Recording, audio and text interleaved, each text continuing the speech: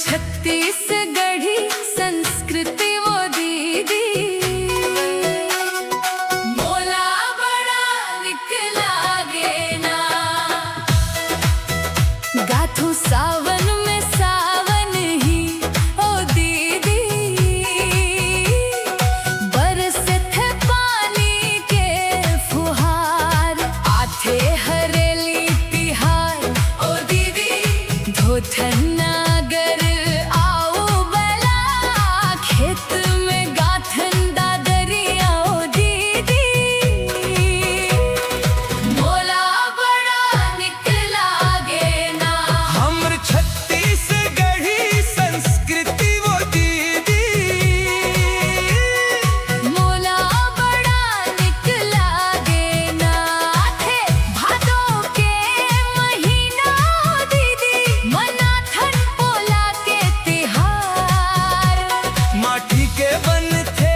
नंदिया बेला सजा थनो कर सिंगार लइका मन खेल थे बोरा देख के हंसे परिवार मोला बड़ा निक लागे ना।